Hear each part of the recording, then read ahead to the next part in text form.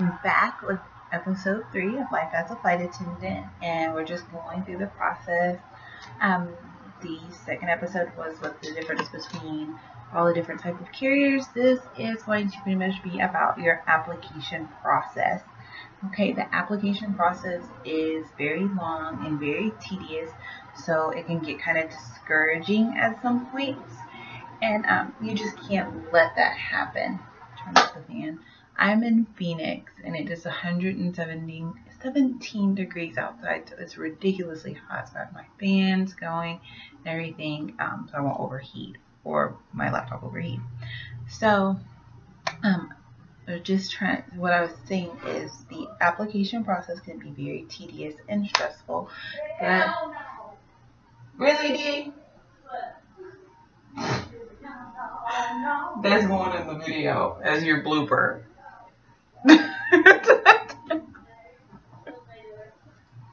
Oh, that's my roommate, and she goes on call tomorrow, and I'm off.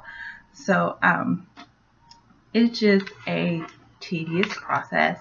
This video is just going to talk about how to get through it, who's hiring, and what you need to do, and just to prepare for the application process. Okay, as of application process wise, it is strenuous, and every airline has a different application process.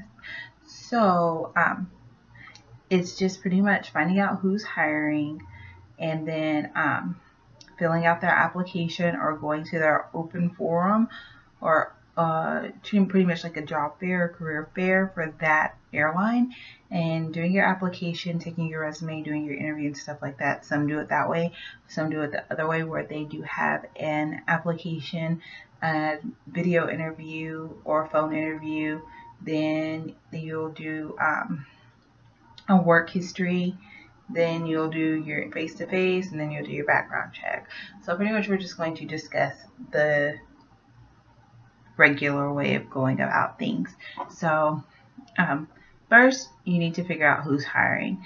At the end of this, it will be a list of who all is hiring in the description box, and it'll have all the airlines that are hiring, mainline, regional, international, so you guys can go from there.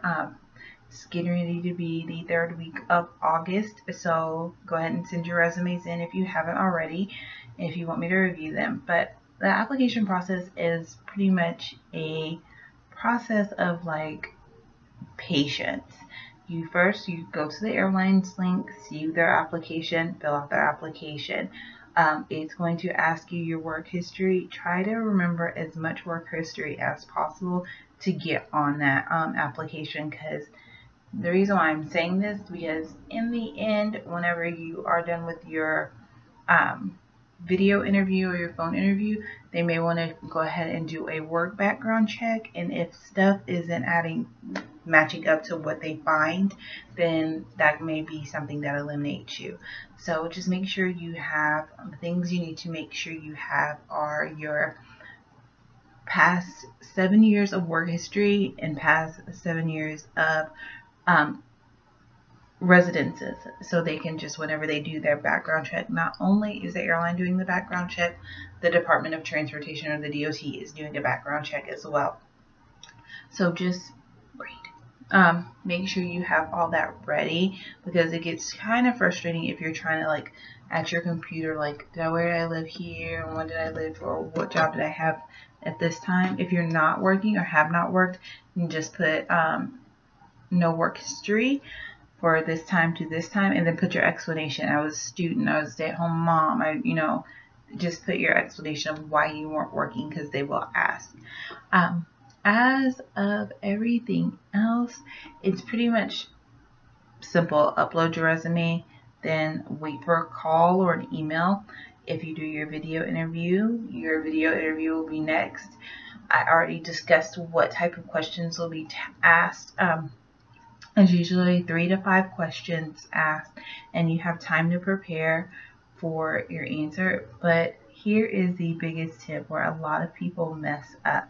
During your video interview, do not be doing nothing crazy, nothing stupid, nothing out of pocket. Like if you're at home, you see how this is my room, You can't really see anything but my window, my TV, and my closet, and my other little window up there.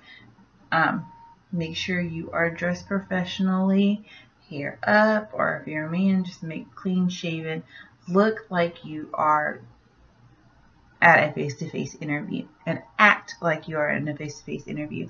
What may happen is some airlines have it continue rolling to see how you respond. I've heard people not get hired because during their video interview, somebody asked what they were doing, and they said, oh, I'm doing this stupid video interview. But he thought, you know, since it wasn't a time I was asking him a question, it wasn't recording, but it recorded the whole way through. And then we've heard a story about a young lady not having on any pants. She was like, she had on her little button-up shirt, and her hair was done, and makeup was done. And then from the bottom down, she got up during the video interview to do something in the background, and there's her big panties. Like, just make sure if you're going to do something, make sure whenever you're ready to do your video interview, make sure you do not move, nothing's going on. You guys know I have a son. I waited till my son was nice and asleep and passed out before I did my video interview. I went into my restroom in front of the door, and sometimes if you don't have like my laptop or a tablet with a webcam, you can download the app on your phone. So my laptop was down, so I literally went in the bathroom, did my hair, held up my phone like a freaking selfie, like that glorifying selfie with great light, and I did it in front of the door. Nothing was on the door. It was just a plain white door, so it just looked like a plain solid white background. I did my hair up in a bun. I did my makeup. I had my studs in. I did a nice blouse, and that's how I did my video interview.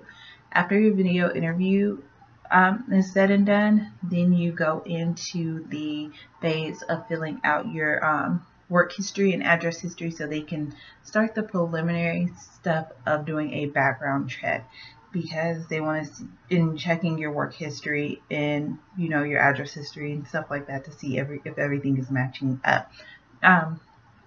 If you've been let go or fired, or just say you were let go or you left this job for any reason, just pretty much put that. It's not what you put on there that really matters. It's what you leave off that may take you from your dream of becoming a flight attendant. That's one thing that plays into it. And your address is just try to be as precise as possible. Like, if you don't remember the apartment number, but you remember the apartment complex name, look up the address of the complex, use their generalized address, and make sure you just use their city, state, and zip code. So that way they'll know, okay, she may not have remembered, or he may not have remembered, but they know, you know, you lived in, like, I lived in Oklahoma City in 2008. So from 2008 till 2009, I was at an apartment complex called off of 122nd and Penn. I could not remember the address worth of anything or my thing, but I remembered the complex name as well as the zip code in the city. So I just Googled the complex, and then it was a generalized address for all the apartments, and put that generalized address. Just make sure you're putting as much information as possible. That way, no minor detail can take you out of the process. After that, you pretty much getting ready for you get your call that you're going to do your face-to-face, and then you're going to get the job. But that's just pretty much it on the application process. It is pretty much like any other application process for any other job. It's just the face-to-face and stuff that pretty much is the thing that is the winner, the deal breaker for you. So thank you guys so much for watching. Don't forget to like, subscribe, and follow. Hit me up on Instagram or Facebook or any form of social media, Snapchat. I'm always able and willing to answer your questions. If I am a line holder this month, so I'm already at like 100 and something hours for the month. So If I may get back to you a couple of days late, I do apologize. Just working my tail off this month because I didn't work last month. But you guys stay fly. Love you. Bye.